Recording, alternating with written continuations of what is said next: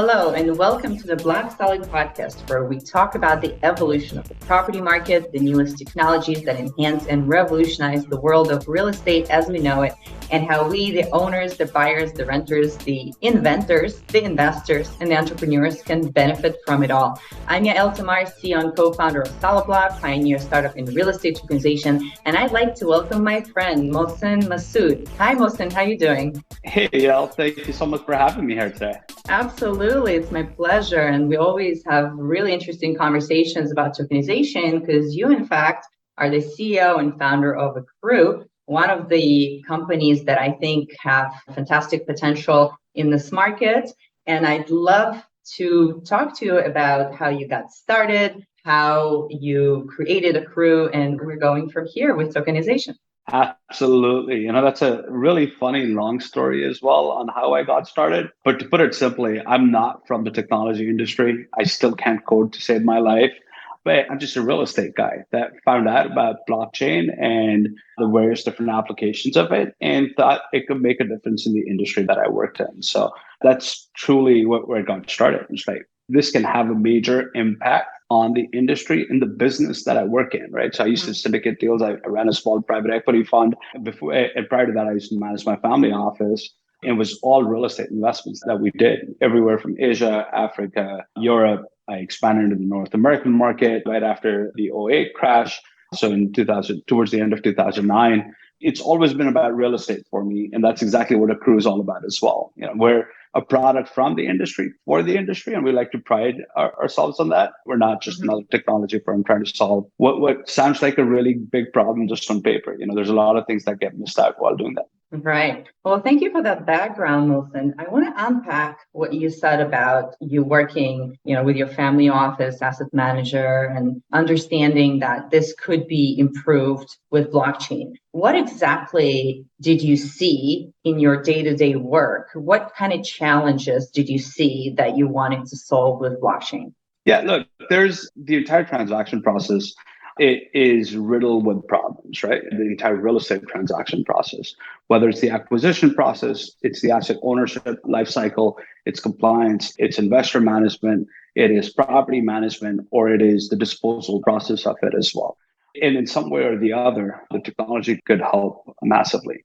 So I'll tell you the story of where this all started from. In 2017, my fund peaked at about 50 million of capital under management, and we were focused purely on the Midwest with multifamily and mixed use assets. So, retail and office, some form of mixed use within each asset. We got one of our largest redemptions at the end of 2017. And that's kind of what put me out on roadshows, talking to people, talking to all of our investors, going and meeting with them so that we could fulfill the capital call that we had out there. And our two ongoing projects wouldn't get affected by it. And that's where I learned about what blockchain really is, right? So my first and only exposure to blockchain prior to that was the, $1,000 worth of Bitcoin I bought back in October of 2013, where a friend of mine kind of forced me to do that. But it was at an all-time high of $1,200 and some dollars, if I remember correctly. It was like, oh, this is peaking, and it crashed, and it was like, oh, whatever. And I haven't touched that since. Yeah. But, my concept of blockchain was just like everyone else. And even today, majority of the people look at it that way, is like blockchain equals crypto. And so when my friends said, hey, what do you know about blockchain? I said, don't talk to me about it. I don't like crypto. I don't like the volatility in it. I'm a real estate guy. I just want to deal with something that's real. I don't believe in this stuff. And this was 2018 when this conversation took place. But he was insistent. I knew he wouldn't shut up till he really got his point across. And I was patient and I listened to him. And he explained to me the underlying structure behind, or the underlying tech behind cryptos, which is blockchain, in the form of distributed ledger, in the form and the benefits of an immutable ledger, provided it is widely distributed and it is decentralized enough. The benefits of how Ethereum had built or enabled smart contracts on the Ethereum blockchain back then, and how that was going to lead to instantaneous transactions and applications being built on Ethereum. And that's where the aha moment happens. Like, wow, wait, I just went through a major redemption, right? So keeping a project fully capitalized. Now, if I just had a coin, and that was my early thought process on it, which is 100% backed by real estate, then I would never have to deal with that. The investor who wanted a redemption would have just sold his shares in the form of coins on traditional exchange or on a new digital exchange of sorts or a crypto exchange of sorts. And that's where the entire thought process behind the impact of blockchain on real estate started. Now, no matter what we say, both real estate and investment products are highly regulated globally. And the regulations are very localized to each jurisdiction that you operate in. And given the fact that we're based out of the US and I was in the US, and we're all about reg first, right? We are not folks who want to go against regulation or without regulation and talk about a free world that doesn't exist. We have to understand regulation is there to protect the smaller investor, to prevent people from misappropriating funds, from the smaller investor losing all of their savings, from grandma losing all of her lifetime worth of pension or savings or anything on those lines. And that's why those checks and balances are there. So our approach was reg first. We want to figure out how can we launch a compliant product in the United States, and how do we do that with the approval or the blessing of the regulators locally overhead.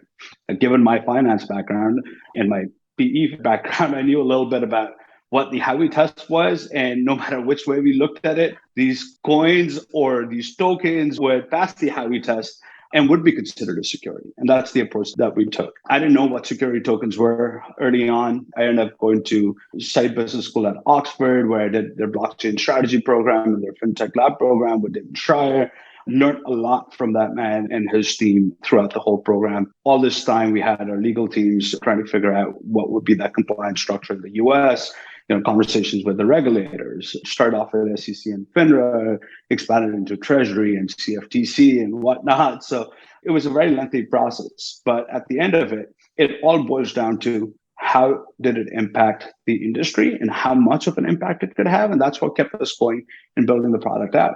Now, whether you look at it from a capital raising perspective on a stabilized asset, or you look at it from an investor management perspective, whether you look at it from distributions, or you look at it from your tax reporting side, whether you look at it from your securities reporting, or you look at it from a compliance perspective, each and every piece of it gets affected because of us being an on-chain product and using blockchain as an underlying tech.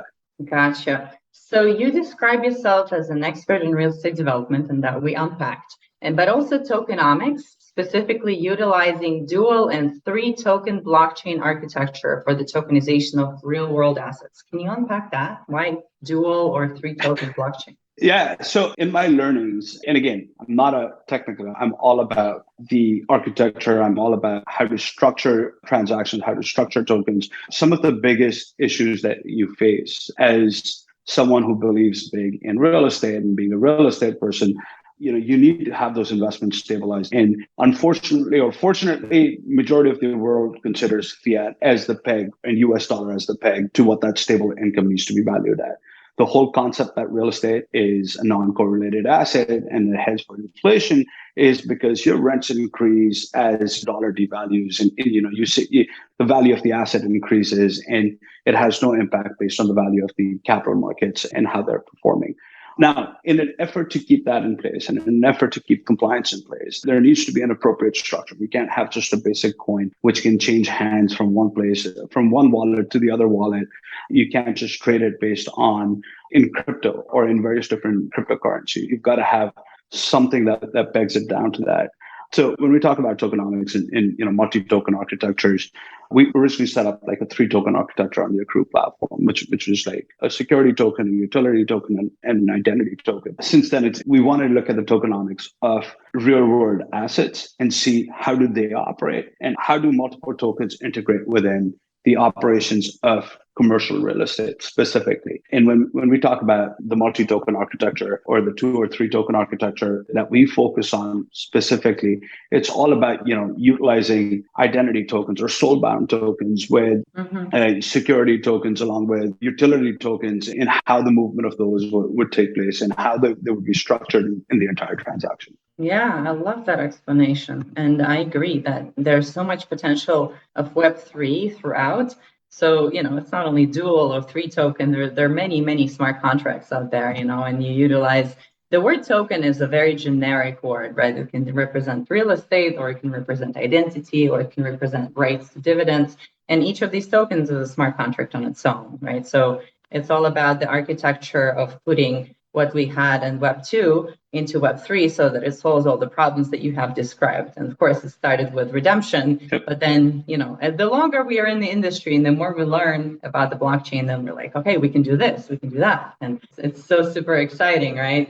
Yeah, it's funny. I learned the term soul-bound tokens very recently. Yeah. And we've had our identity token, which functions exactly like it was a couple of weeks ago that I learned the term. It was like, wait, no, this is what our identity token does. I It's a know. non-transferable NFT, which stores your KYC and your accreditation status on it. That's exactly what it is. Now I'm going to start referring to it as a soul-bound token. Call it the AKRU token, the AKRU identity. I mean, it's our identity token, right? I love it. Mm-hmm. I love that we talked about it before, and I think that kind of great minds in the industry think alike, because we also have a similar token that we have developed about 4 months ago as an NFT. It's not exactly like a soul-bound token because it does self-destruct after 12 months, and then you have to give another one, right? Because it's all driven by compliance. Our whole industry is driven by compliance, as you said. Absolutely. Yeah, and and it's good because you have been kind of cooking in this industry for a long time. I came more to the real estate industry, being kind of a layman investor in single family, and had to learn all the stuff, compliance and securitization on the fly, right? Basically, in the last 4 years, you had this kind of upbringing in this business, which I think is amazing. And, we can all kind of learn from each other in that respect. But yeah, NFTs, I think, is a fantastic tech that will kind of shape how this industry is going to start operating in a more interoperable manner, right? And the whole purpose of this soul-bound token or AKRU identity token or, I don't know, solid block KYC token is so that we can all interoperate, right? So we can work together. Because if we create solid block tokens that can only be traded on solid block, and then if you create these AKRU tokens that can only be kind of sold and traded on AKRU, then what did we do, right? Can we make a more inclusive... bigger world. You're right. Liquidity is something that can be achieved through interoperability, or increased, I shouldn't say achieved, but increased through interoperability. The biggest factor that comes in is compliance, right? So fortunately or unfortunately, your KYC token or our identity token or in other exchanges, KYC, unfortunately, cannot be just easily transferred over given current state of regulation. There's different aspects to it, right? So accreditation is supposed to be re-verified after every 90 days. OFAC checks are supposed to be done every 15 days. Your KYC is valid as long as it is, but different aspects of AML, different kinds of offerings have different requirements on it. And it is the responsibility of each operator to ensure that that is accurate. So by relying on each other's identity or KYC process does not exempt us from any liability, or would not exempt Solid Block from any liability or any other exchange from any liability. And that's why you see that, everyone wants to run their KYC again. And if you look at it in a traditional banking perspective as well, right?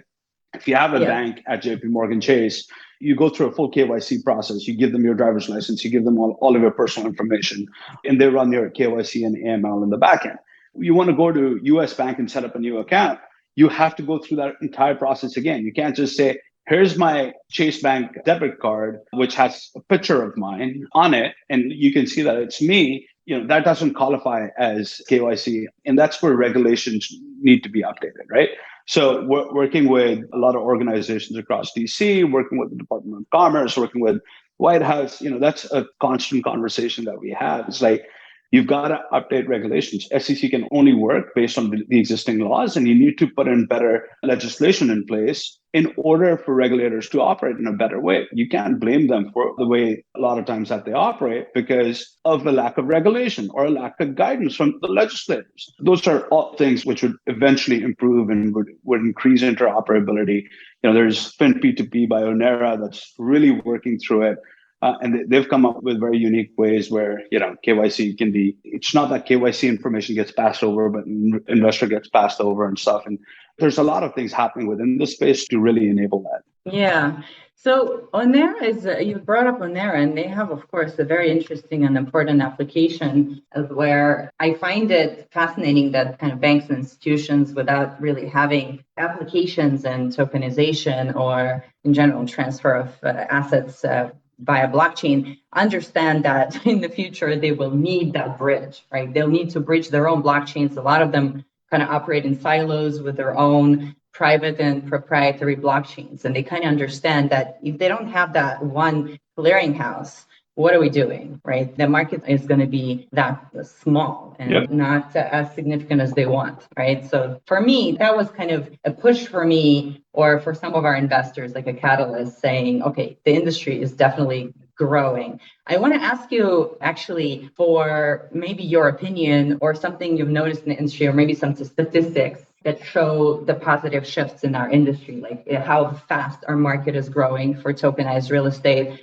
What is the difference between, let's say, fractional real estate that is very popular? It solves already a lot of problems with accessibility and also some compliance. How do we, the tokenization platforms, have one up on the fractional real estate platforms?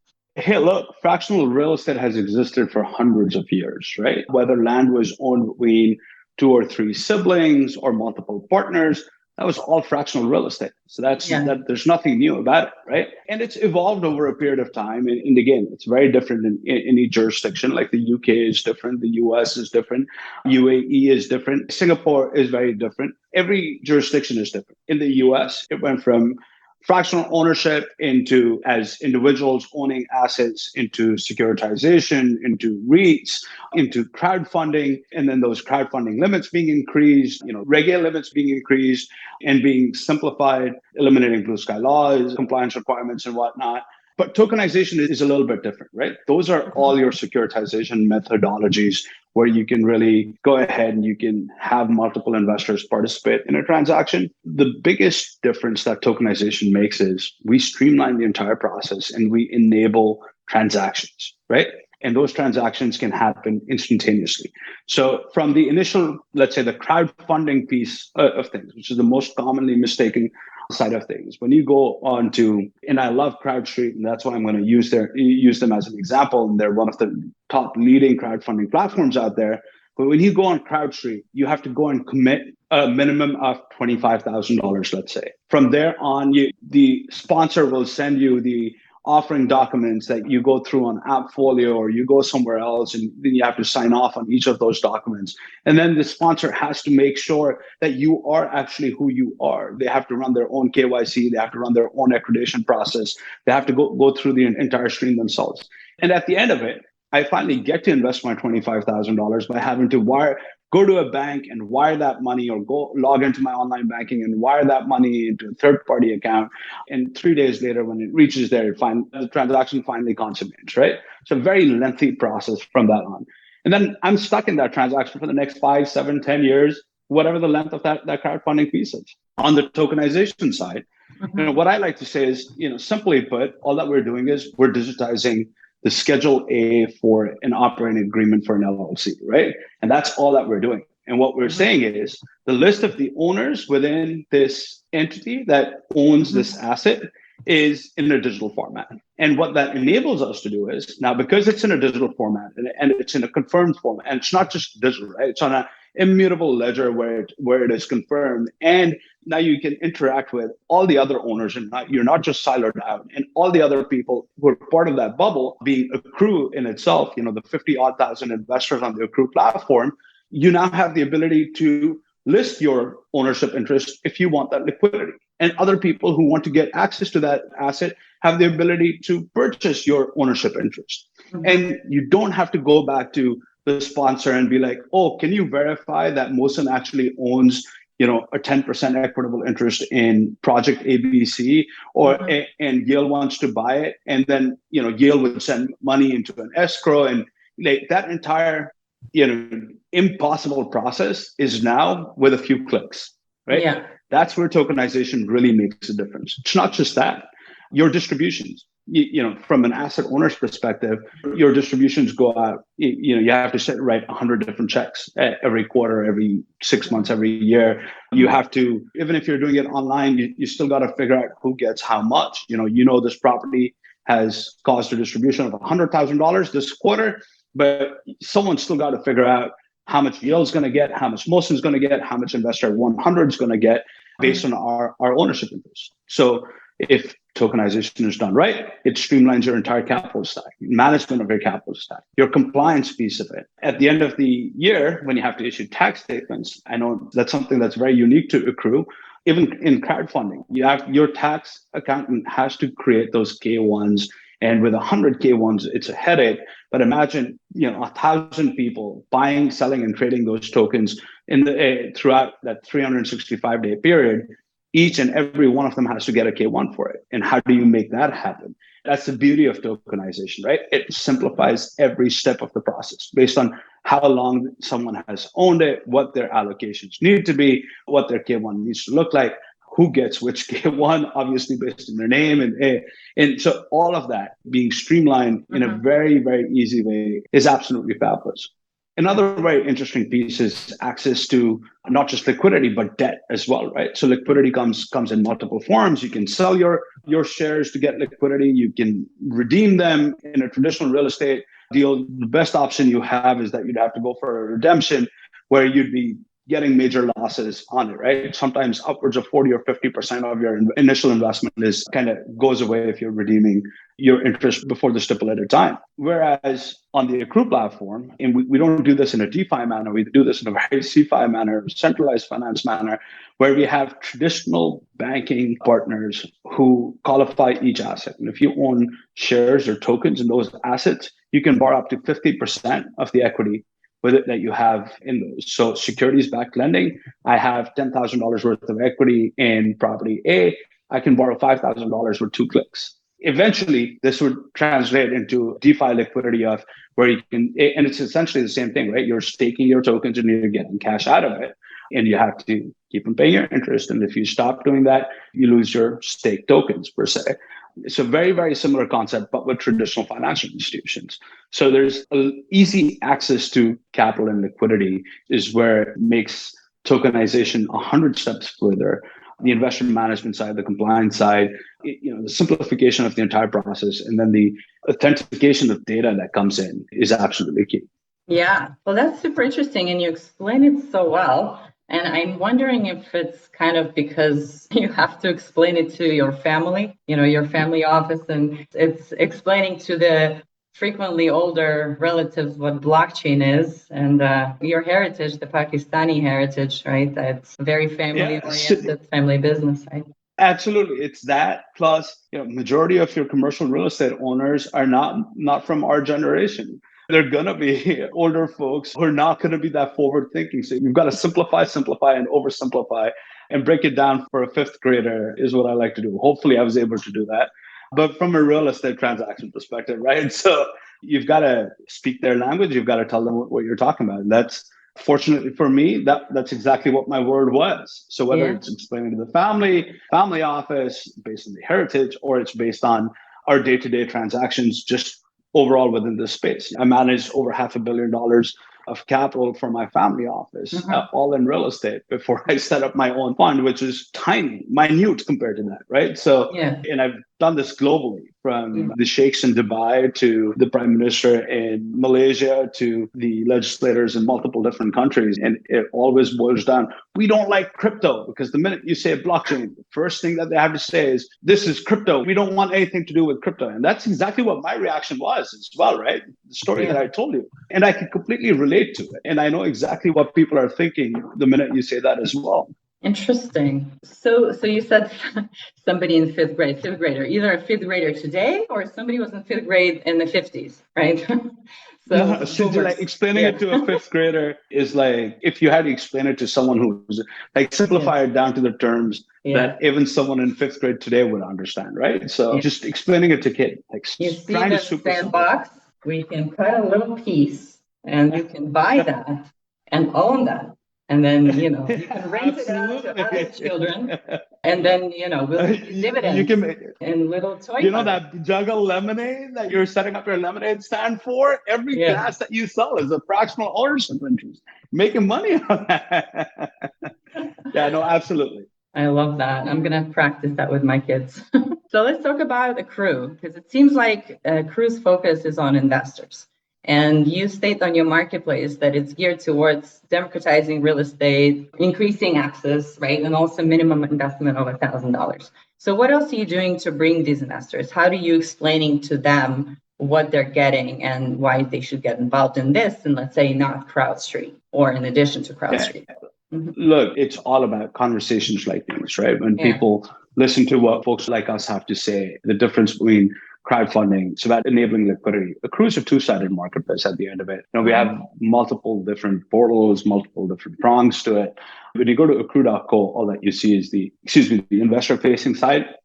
For the most part, you don't see the other pieces of the puzzle. If you start doing that, it becomes uber complicated and it's not fun. We've got a pipeline of over $1.5 billion of real estate to go live on the platform in the next 12 months. And I don't own a single piece of that real estate, neither does my family. Just that's all third-party asset owners that are out there that are listing these assets. Just in the month of August and September, we have about 16 mil of assets going live. We have a Marriott chain at Purdue that's going on there. We have a triple net retail strip center, where you have anchor tenants like Starbucks and Chipotle, long-term tenants. We've got medical office building, which is in the DC metro area that's going on the platform. We've got 7 mixed-use buildings in Manhattan, which are going on the platform in November. So these are all different developers, experienced real estate owners listing their assets on the platform. So we're on both sides of the equation. We're talking and we're onboarding some of the largest developers in the country, some major league sports teams on our platform. It's not just that we're focused towards investors, we're focused on both sides of the marketplace, assets and investors. It's a delicate balance that you have to manage, right? So with 50,000 investors on the platform and initially having lower deal flow because you have to run through a due diligence process before we onboard them. We're not just a technology provider, right? We're underwriting each of the deals that go on the platform. We look at it from a real estate transaction perspective. So every investor has all the information that they need when they want to make that decision to go ahead and invest in these deals. And then they have all that information on an ongoing basis on the performance of that asset as well, and how they get access to that real-time data being pulled from each of these assets as well. So we look at it from a holistic transactional perspective to asset owners and investors on the marketplace, from an asset management perspective, the various different service providers, how they branch out, whether it's compliance or it's property management or it's your legal side or it's your accounting side. So each and every piece of it kind of is built into the AKRU platform, just with different portals, just with different access points to it. The public-facing side, the most common public-facing side of it is what is focused towards the investors. And our key is always giving them the maximum amount of information for them to have the most well-informed decisions when making these investment decisions, and making sure that the information is as accurate as we can possibly verify and ensure, and getting that information to them on an ongoing basis. Because it's not just information on a one-time basis that helps you decide what's happening with your portfolio. Your stocks, you get quarterly updates on every company, earning calls, reports from every public company out there. Why can't that happen on a real estate deal side? And that's, no earning calls, but distributions and monthly updates on how the asset's performing, actually updates in a real time on rent collections, on expenses, on the whole 9 yards, essentially works through and rolls out through the AKRU site. I love that you are talking from the perspective of somebody who's been deeply involved in real estate, and you're talking about things like monthly update and transparency. And I hear a lot from industry participants and naysayers and kind of very skeptical people. Oh, real estate owners will never want to share information. Like they thrive on more opaque structures. Like, what do you have to say to that? Yeah, look, there is 2 kinds of deals out there, right? There's the real deals, and then there's the sub-market deals that never really happen, right? So when crowdfunding came out, the maximum number of people wanting to list their assets on crowdfunding websites or create crowdfunding offerings, and I'm talking 2012, 13, 14, even all the way up to 2018, majority of the deals that were trying to get crowdfunded were the unqualified deals which did not get any financing, where they were not able to get private investors. And now they thought, oh my God, this is a new way to access capital and get people to invest in projects which would never otherwise make sense. And unfortunately, that's the phase that tokenization has gone through as well, if it's still not going through it, right? And then there's those deals, which are real deals, the deals which would really make sense. Any asset owner who has a real deal, who has real information and has dealt with investors, they are very, very used to sharing information on a regular basis. Whether it's Grant Cardone or it is Jack, who's a dear friend of mine in Cincinnati, and all that he does is he raises capital and syndicates deals, right? They are sending out constant updates on how those deals are working. If you are a true asset manager, you will never be afraid of sharing information because your investor base thrives on that and depends on that. And if you don't do that, any one of your investors today will not invest in your future projects. So transparency has always been key. The authenticity and dependability of that data is what we bring in. Things are changing, right? And if you want to operate on a big scale like a public company, then you got to behave that way as well, right? Like, is Amazon or Google or Facebook going to withhold information? No, they're going to be as forthcoming as possible because that will affect, how people invest. Even your traditional real estate investor, you have to realize finding private investors for real estate deals is the most expensive form of capital that an asset manager has access to. It is the single most demanding kind of capital as well. Because if I have a friend of mine investing in a project, the next time I see him or her at a dinner, at a soccer match, at a football game, at anywhere, at Thanksgiving dinner, Christmas dinner, Christmas party, they will ask me about it. They will remind you about it. Yeah. And they will ask you intricate details. And I'll tell you a true story. We had this commercial building as part of my fund, and one of my investors was based out of Texas. We had to upgrade the common areas. And when we sent out our quarterly report, it said we spent $120,000 on updating those common areas. The investor calls me up, it's like, hey, Mohsin, why did you end up spending so much on it's a small lobby in the building? What did you guys do? It's like, this is the work it took. I'm happy to talk to you in more detail about it, but what's your concern? It's like, I was talking to my brother-in-law and, he's a contractor over here I think he's out of Houston. And he was saying, because we sent before and after pictures and it was like, oh, this work shouldn't have cost this much. This would have cost, $80,000 or $70,000 only. This is way overbilled and someone's ripping you off. Okay, where's your brother-in-law based out of? It's like, oh, he's based out of Houston. Right? Does he do commercial work or residential work? Oh, he's a flips home. He's a residential guy. It's like, all right. Does he have access to the local labor in Cincinnati or the pricing in Cincinnati? No. He's talking about Houston presence. You just answered all of your questions yourself. Every market is different. It's a different vertical. And so the point being, having to deal with those conversations where someone has the ability to pick up the phone and call you, because when they're investing $50,000 or $100,000 with you, they feel like they own you at that point as a project because they're personally investing that kind of money with you. That's a lot of information that you have to give out, and then you're answerable for it. So no asset manager ever thinks that sharing information is not a good thing or we cannot share information. The concern that they do have is, what if we get inundated with questions? What if we get 10,000 questions about why did you change this toilet for $200? It should have cost you $50. Another random example, but that's the concern that they can have, right? And that's where a fractional ownership interest makes all the difference, right? It's not a $100,000 investment. It is $1,000 investment in a $10 million, $20 million, $50 million, $100 million deal. That's where the sense of entitlement reduces significantly from human psychology perspective as well. And we've done plenty of market research on ensuring that as well. Once you start talking about 25,000 and above, that really starts triggering people's patience. Between 1 and 10,000, it's all simple. Or between 10 and 25, there's some concern. And after that, there's that level of entitlement increases more and more. So there's a reason why we democratized with such low investment thresholds. And we're still open to accredited investors, right? It's not like these are non-accredited investors or anything on those lines. And, our Major League Sports deals or our deals with various municipalities are about retail investors, non-accredited investors. And those investments are even smaller with minimum investments of $100 each. And so it all changes the perspective from that end. Yeah. I mean, that's super fascinating, the way that you operate. And so you mentioned some other things beyond real estate, I guess. Then in general, you describe your industry as real world assets. So you guys are branching out?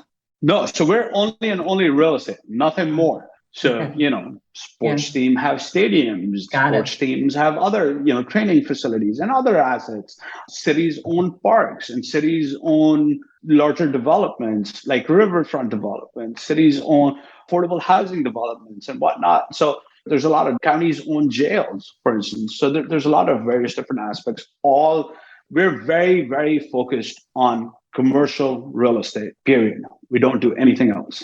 That's Yeah. the world that I know. That's the world that I'm comfortable to get into. That world has its own needs and requirements, and that's all that we focus on. I love it. I love how you're hyper focused and then, you become an expert in one thing and better than anyone else there. So that's, It's a small niche. It's not a big space. It's just about a couple of $100 trillion, like $120 trillion in commercial real estate globally.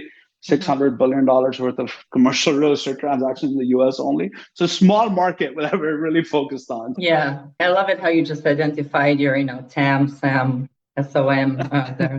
So it's good. It's good. So everybody's wondering, actually, we're going to put out a market research shortly because we were searching for market data. And actually, our friends at STM, Security Token Markets, they've been really good at kind of logging transactions in the past 18 months. But we have transactions that we've logged for 4 years. So it's something that I don't think a lot of companies have.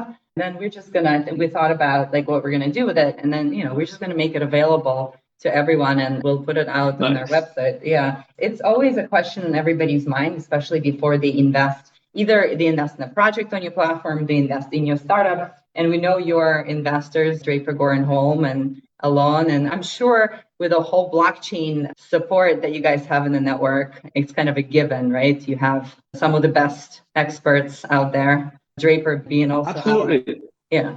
Yeah, look, for us, when we're picking investors for our company, we're all about the strategic value that they bring to us. Mm-hmm. Luckily for me, when raising outside capital, it's never about sustainability for the company. So when any investor asks me, what's your runway? I'd say, I can run till whenever I want. And that's just lucky for me, knock on wood, that's the position that I'm in.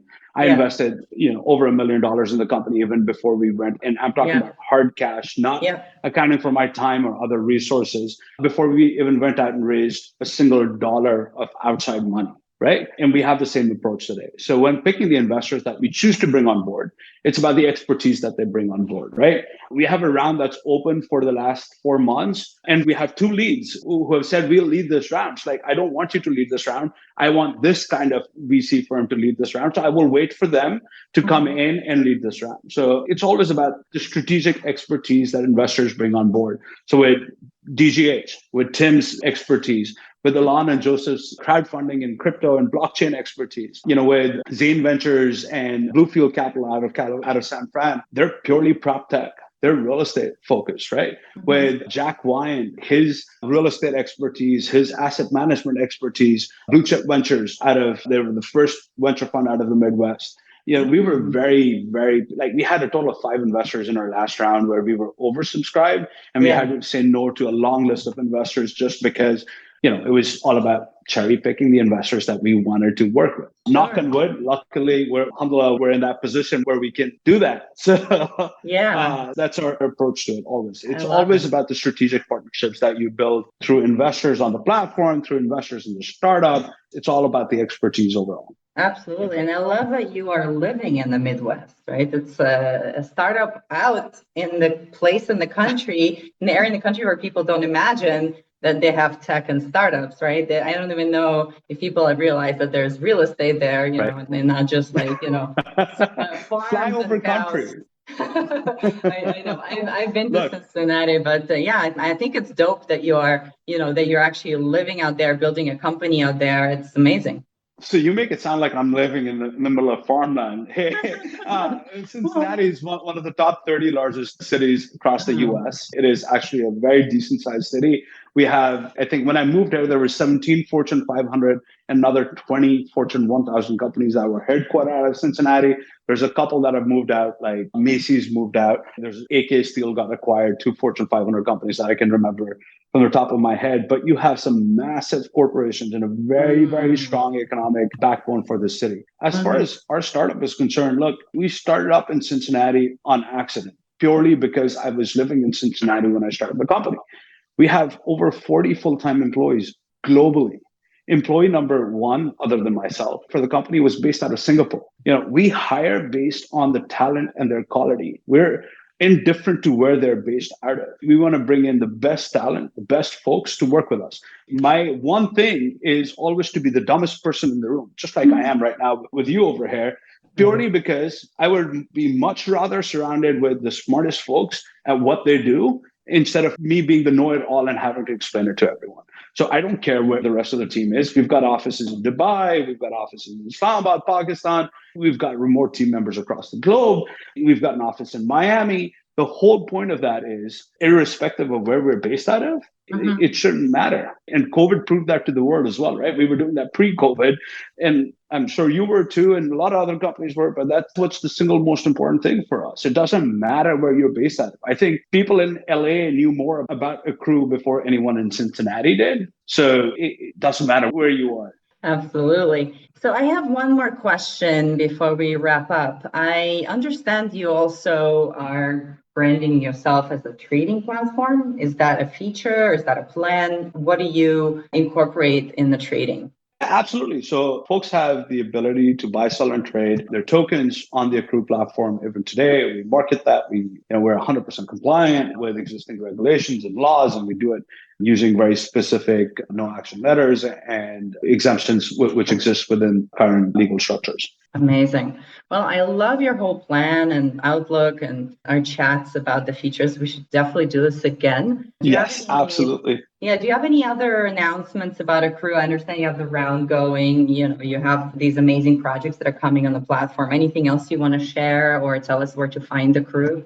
Yes, AKRU.co. Everyone should head there. Check out all the new fun listings that are going. Maybe the next listings in your neighborhood. You could be a part owner in one of the assets just around the corner from you, or maybe even a building that you live in or work at. We're happy to walk you through. Don't ever feel discouraged to reach out to us. There's always a real person talking to you. That is based out of our Cincinnati office, never anywhere else. You will never have that problem. And a lot of times it ends up being me as well. Sometimes it ends up being me. But, we're excited to put out all these exciting opportunities with all of these real estate deals going on the platform in the next month, the next 60 days, 90 days, and then over the next 12 months. There's some very exciting deals going live. Yeah, we're excited to do stuff with you, Mohsin. I'm excited about the possible partnership between the two companies that we've been flirting around the idea of as well. We've got to make some announcements on that soon too. For sure. We're on it. Well, thanks for joining me on the BlockSolid podcast today. It was great having you on. You can find the podcast on Spotify, Apple Podcasts, or by visiting our website, teleblock.co/podcast. If you enjoyed the show, don't forget to rate and review, spread the word, and of course, check out AKRU.co. Thanks, Mohsin. Have a fantastic day. Thank you. Have a good one.